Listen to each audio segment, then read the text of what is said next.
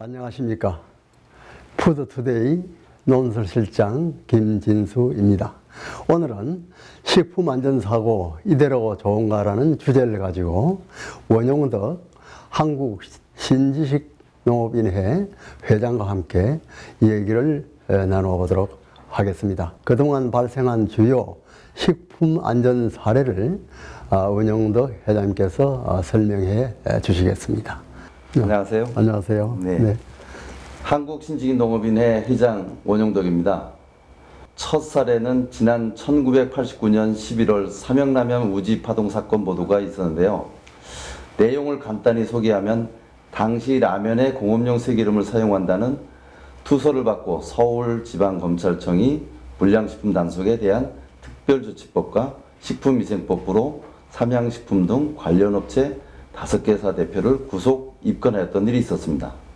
그러나 결과는 97년 8월 삼양식품 등 관련 회사와 간부에게 무죄를 확정하면서 7년 9개월에 걸친 법정 공방이 막을 내렸습니다. 공업용 쇠기름 누명 쓴 라면 업체는 결국 무죄로 판결났습니다.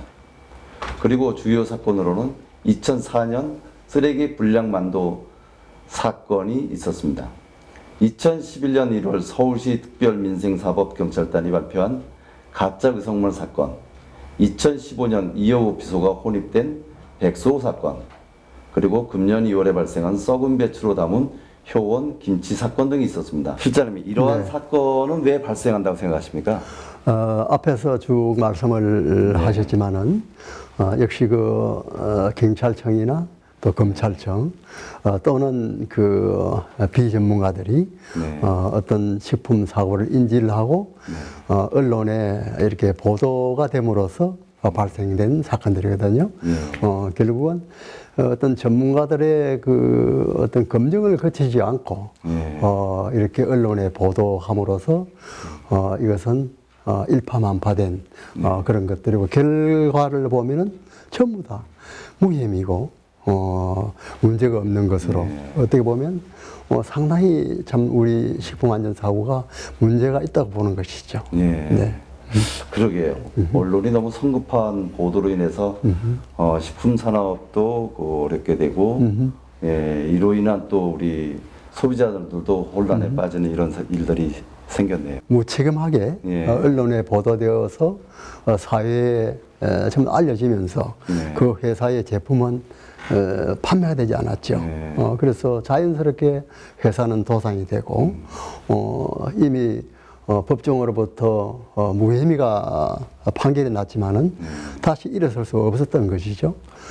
정부는 중간에서 잘 이렇게 중개를 하고 뭔가 해결을 해야 되는데 해결하지 못한 그런 사건. 그러면 그것을 제보했던 또 검찰이나 경찰에서는 어떻게 했습니까? 전혀 그분들이 잘못에 대해서 벌을 받은 것도 아니잖아요. 그래서 이것도 보면 정부가 너무 무책임했다. 저는 그렇게 생각을 합니다. 예, 그래요. 그럼 이러한 사건은 사회에 어떤 영향을 미쳤을까요? 그래서 결국은 정부나 기업이나 소비자가 모두 다 손해본 그런 식품안전사고고, 우리가 농업을 통해서 우리가 식품을 생산하지 않습니까?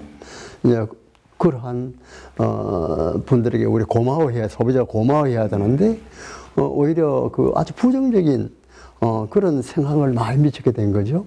마찬가지로 식품을 가공하는 그런 업체에서도 아주 좋은 식품들을 만들기 위해서 노력하고 했는데 그 결과가 전부 다 이렇게 부메랑이 돼서 잘못되도록 기업이 망했다면은, 도산했다면은 일어설 수 없는 거잖아요. 정부는 그러고 나서도 아무런 대책도 세우지 않고 지금까지 이렇게 계속해서 식품사고가 일어나고 있다는 것은 만시지탄이라고 생각하면서 지금이라도 당장 그 대책은 세워야 된다, 그렇게 생각을 합니다. 아, 예. 네.